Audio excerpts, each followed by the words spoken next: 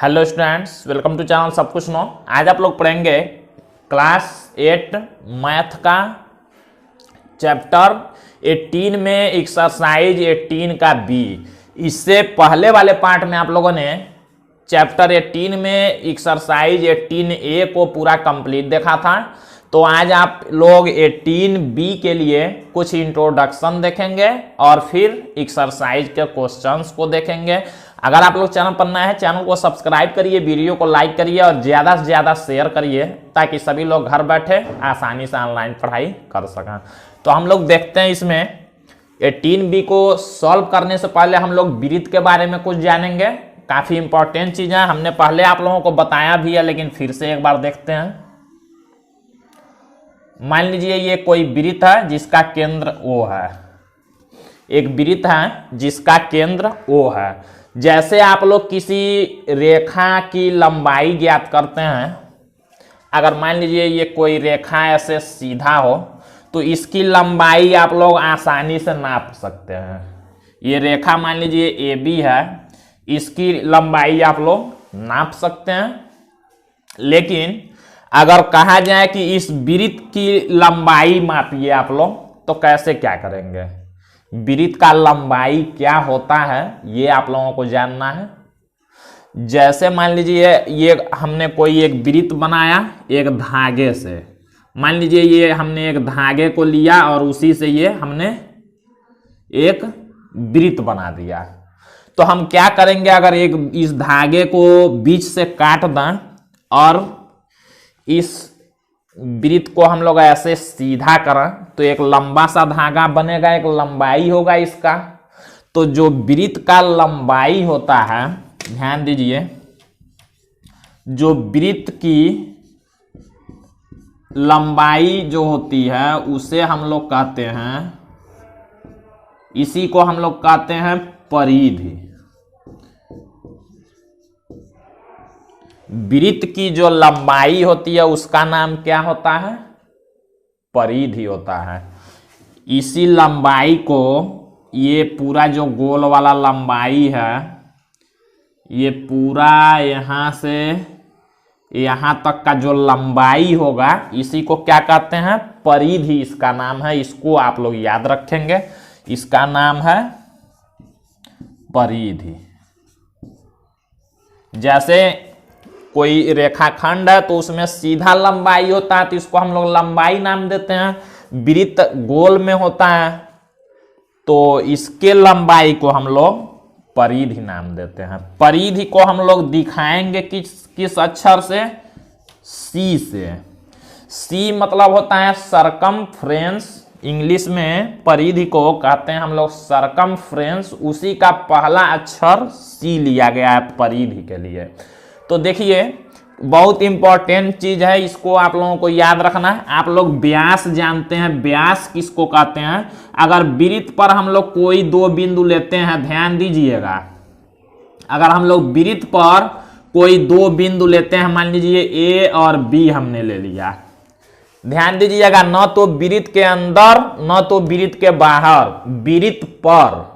अगर वृत्त पर हम लोग दो बिंदु लेते हैं और उन दोनों को मिलाते हैं, अगर वो मिलाने वाली रेखा केंद्र से होकर जाती है, केंद्र भी उसी में आ जाए, तो इसी रेखाखंड को हम लोग क्या कहेंगे? इसी को हम लोग कहते हैं व्यास। ये हमने आप लोगों को बताया था। तो ये जो व्यास होगा, एक वृत्त में अनंत व्यास हो सकते हैं। हम लोग ऐसे जितना चाहेंगे ऐसे व्यास इसमें खींच सकते हैं। तो एक वृत्त में अनंत व्यास होते हैं। व्यास को किससे दिखाते हैं? देखिए यहां पर आप लोग याद रखेंगे, इसी का यूज होगा एक्सरसाइज में। व्यास को हम लोग स्मॉल d से दिखाएंगे। d का मतलब होता है डाईमीटर। इंग्लिश में व्यास को कहते हैं हम लोग डाईमीटर, उसका पहला अक्षर d लिया गया है। अब देखिए व्यास के जो आधे को हम लोग कहते हैं त्रिज्या। व्यास के आधे को हम लोग क्या कहते हैं? त्रिज्या। त्रिज्या को इंग्लिश में कहा जाता है रेडियस और उसका पहला अक्षर R लिया जाता है रेडियस के लिए। तो इसको आप लोग याद रखेंगे। व्यास के आधा को क्या कहते हैं? त्रिज्या। तो ये आप लोग जानते हैं। देखिए यहां पर हम लोग यहां देखते हैं व्यास और त्रिज्या में क्या संबंध होगा। व्यास और त्रिज्या में ये संबंध होगा। देखिए जो व्यास होता है उसका त्रिज्या कितना है, 2 गुना। व्यास का त्रिज्या आधा होगा, मतलब व्यास कितना होगा उसका 2 गुना होगा। त्रिज्या का 2 गुना होगा ना व्यास, तो यही कहेंगे d = 2 और ये एक फार्मूला बन जाता है।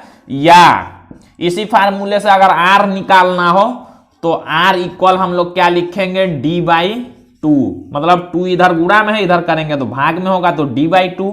तो अगर व्यास निकालना हो, त्रिज्या दिया हो तो 2r कर देंगे, अगर त्रिज्या निकालना हो व्यास दिया हो तो d/2 कर देंगे। इसको आप लोग याद रखेंगे। मतलब त्रिज्या क्या होता है, व्यास का आधा, व्यास क्या होता है, त्रिज्या का दूना। तो ये आप लोग याद रखेंगे। ये फार्मूला अगर यूज होगा तो इसका यूज किया जाएगा। फिर देखिए 2 फार्मूला ये ऐसे हो गया। इसको आप लोग यहां से ऐसे ही याद रख सकते हैं कि त्रिज्या का दूना व्यास होगा या व्यास का आधा त्रिज्या होगा।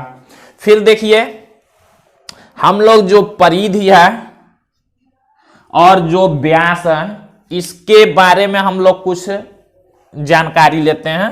यहां हम लोग देखते हैं जो परिधि होता है और जो व्यास होता है, ये किसी भी वृत्त के लिए, चाहे वृत्त छोटा हो या वृत्त बड़ा हो, या तो वृत्त छोटा हो या तो वृत्त बड़ा हो, सभी वृत्तों के लिए माना गया है क्या कि जो परिधि और जो व्यास होगा इसका जो अनुपात होगा वो समान होगा। किसी भी वृत्त के लिए क्या माना गया है, वृत्त चाहे छोटा हो चाहे बड़ा हो, कि कोई भी वृत्त होगा उसका अगर परिधि लेंगे और उसमें व्यास से भाग करेंगे तो जितने भी वृत्त आप लोग लेंगे छोटा बड़ा, सबका अनुपात जो होगा वो बराबर ही आएगा। तो ये कहा गया है। मतलब जो परिधि बटे व्यास, परिधि को हम लोग कहते हैं c और व्यास कहते हैं d को, तो c/d, इस c/d का मान क्या होता है, बराबर होता है, मतलब नियत होता है। इसको हम लोग ऐसे लिखते हैं,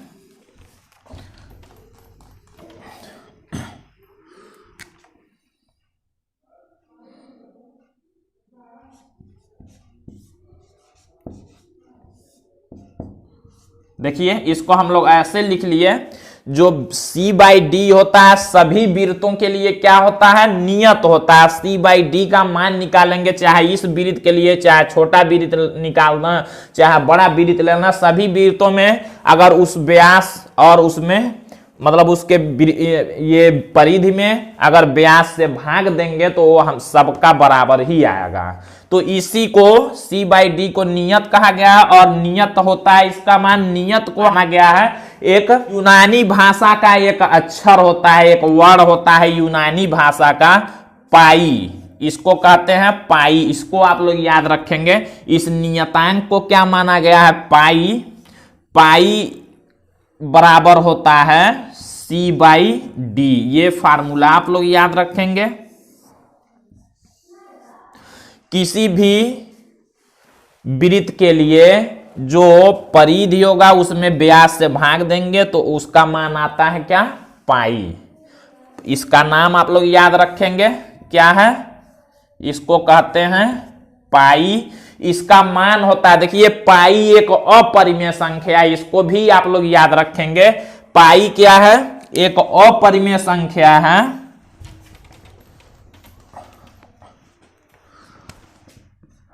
पाई अपरिमेय संख्या है, जबकि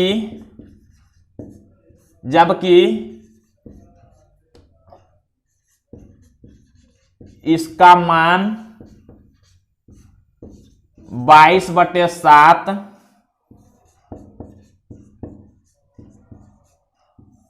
परिमेय संख्या है। ध्यान से आप लोग समझ लेंगे।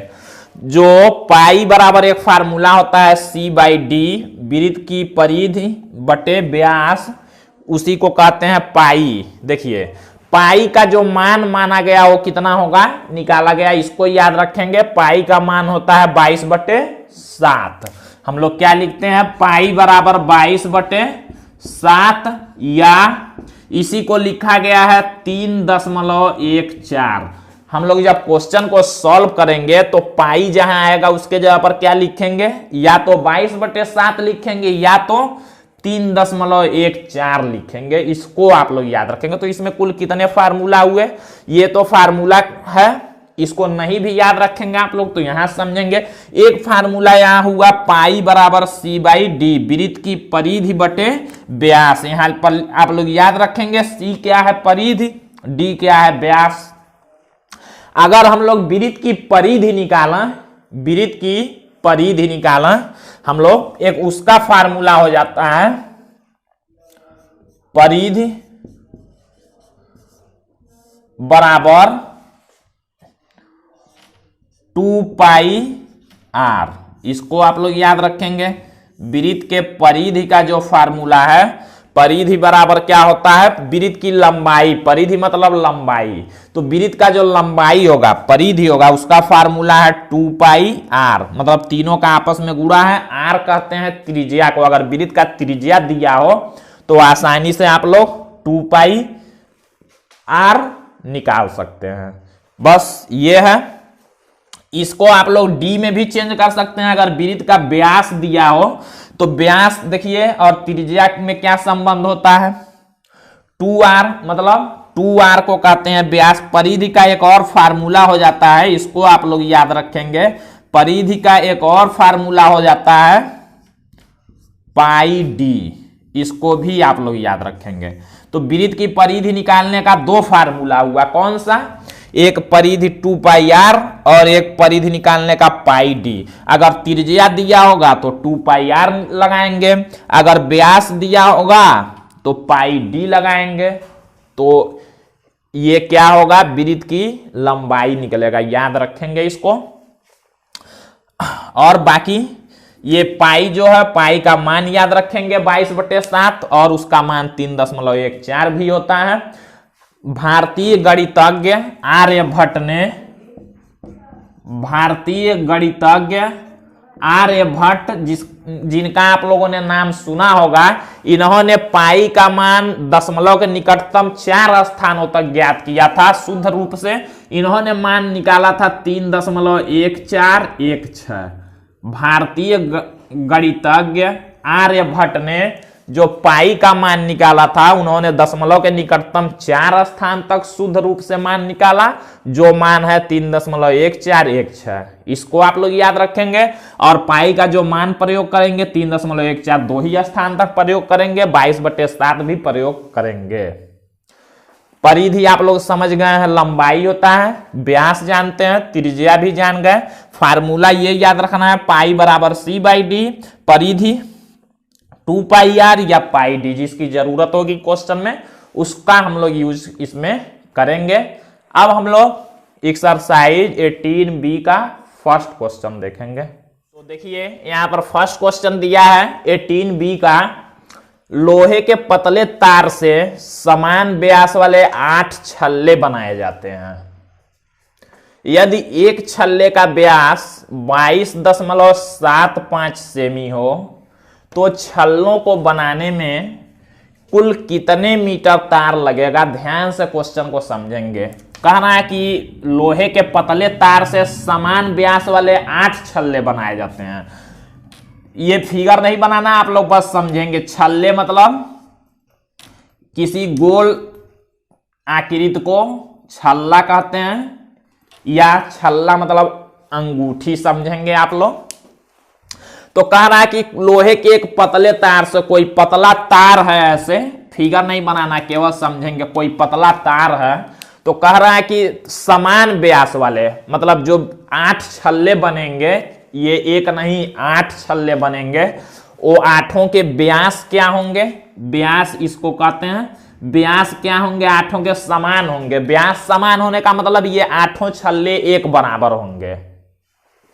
कह रहा है कि एक पतले तार से 8 छल्ले बनाए जाते हैं जिनके व्यास समान है, मतलब 8 छल्ले समान होंगे।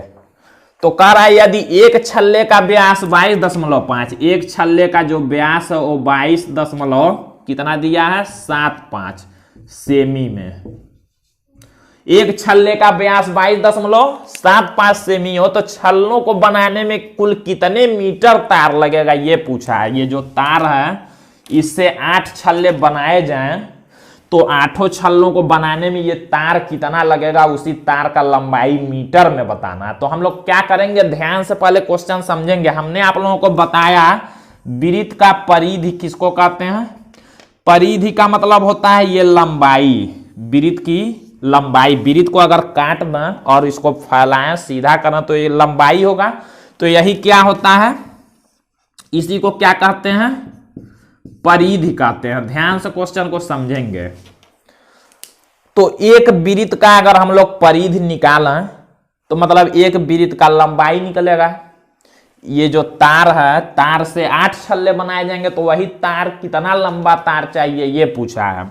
तो क्या करेंगे, अगर एक वृत्त को हम लोग निकालना बनाने में कितना तार लगा, कितना लंबा तार, सभी वृत्त बराबर हैं 8 हो, तो क्या करेंगे एक वृत्त का हम लोग लंबाई निकालना है, मतलब एक वृत्त बनाने में कितना तार लगा है तो 8 का निकाल लेंगे, 8 का उसी में हम लोग गुणा कर देंगे। तो एक वृत्त का जो लंबाई निकालना है, मतलब कितना तार लगा है बनाने में, वो क्या होगा, परिधि होगा। तो जब एक वृत्त का हम लोग परिधि निकाल लेंगे, अगर एक वृत्त का परिधि निकालने के लिए देखिए 22.7 पर दिया, हमने फार्मूला बताया आप लोगों को परिधि का, 2 फार्मूला। परिधि बराबर हमने बताया एक 2πr और एक हमने बताया πd। अगर त्रिज्या दिया होगा तो ये फार्मूला, व्यास दिया तो ये फार्मूला, व्यास यहां देखिए दिया तो हम लोग आसानी से परिधि निकाल सकते हैं एक वृत्त का। तो वही हम लोग देखते हैं कैसे करना है। ये फिगर नहीं बनाना आप लोगों को, अब यहां पर देखिए पहले लिखेंगे, कैसे लिखेंगे, एक छल्ले का व्यास दिया है, देखिए लिखेंगे एक छल्ले का व्यास बराबर दे दिया है, देखिए 22.75 सेमी। व्यास कहते हैं हम लोग किसको, डी को, हमने बताया डी को व्यास कहते हैं। तो हम लोग यहां ऐसे लिख लेते हैं, एक छल्ले का व्यास डी कॉल, डी बराबर कितना दिया 22.75 सेमी। तो हम लोग एक छल्ले का क्या निकालते हैं, परिधि, वही लंबाई होगा।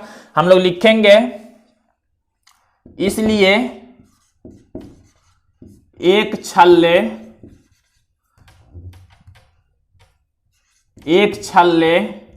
की परिधि बराबर, एक छल्ले की परिधि हमको निकालना है। परिधि को किससे दिखाते हैं, सी से, हमने बताया अभी।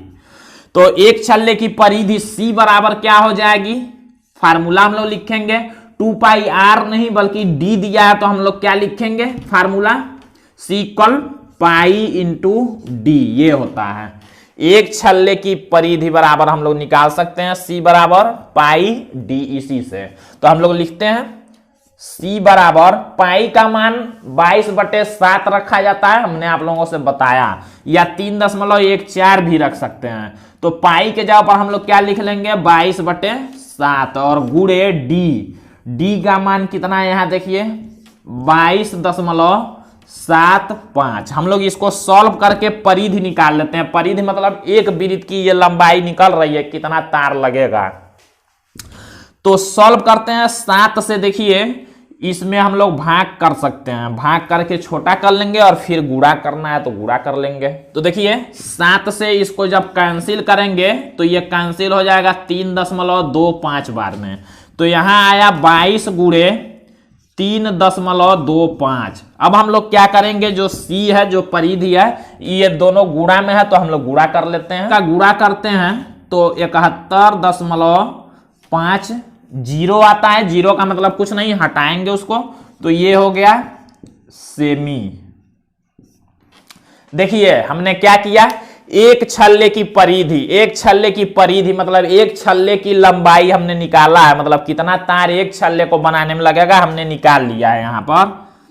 अब क्या करेंगे, 8 छल्ले बनाने हैं तो 8 का इसी में गुणा कर देंगे, लिखेंगे इसी को हम लोग ऐसे लिख सकते हैं, अतः एक छल्ले को बनाने में लगे तार की लंबाई बराबर, ये एक छल्ले की परिधि हमने निकाला, उसी को हम लोग परिधि को क्या लिख सकते हैं, एक छल्ले को बनाने में लगे तार की लंबाई, यही निकल गया कितना, 71.5 सेमी। अब हमको 8 छल्ले का बताना है, 8 छल्ले, एक छल्ले का निकला तो 8 का गुणा कर देंगे, हम लोग लिखेंगे 8 छल्ले बनाने में लगे तार की लंबाई बराबर, देखिए 71.5 में हम लोग क्या करेंगे, 8 का गुणा कर देंगे, 8 का जब गुणा करेंगे तो 8 छल्लों का निकलेगा, गुणा करते हैं तो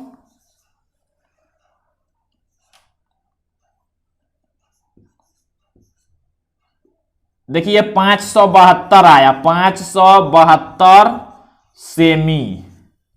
या तो ये आंसर लिखेंगे, नहीं तो देखिए हमने यहां पर क्वेश्चन में जो पढ़ा है यहां दिया है कि कितने मीटर तार लगेगा, ये हमारा आंसर आया है सेमी में, इसको हम लोग क्या करेंगे, बदल लेंगे मीटर में, इसको हम लोग मीटर में बदल लेते हैं। मीटर में जब बदलेंगे तो 100 सेंटीमीटर बराबर 1 मीटर होता है, 100 से हमको भाग देना होगा, हम लोग लिखेंगे बराबर करके 572/100 मीटर, सेमी को हमने मीटर में बदला, तो यहां पर ये सेमी में आंसर अगर नहीं यहां पूछता मीटर में तो हम लोग यही लिखते, लेकिन हम लोग 100 से भाग करके मीटर में बदलेंगे। तो यहां पर जब हम लोग भाग करेंगे तो 5.72 मीटर ये आंसर होगा। दशमलव के बाद के संख्याओं को हमेशा एक एक करके पढ़ा जाता है, 72 नहीं पढ़ेंगे, 0.72 पढ़ेंगे, 5.72 मीटर ये हमारा आंसर हो जाएगा, मतलब इतना तार लगेगा 8 छल्लों को बनाने में। तो काफी इजी क्वेश्चन है, ध्यान से इसको बस समझेंगे आप लोग। तो आज के लिए बस इतना ही, बाकी बचे हुए क्वेश्चंस आप लोग अगले पार्ट में देखेंगे।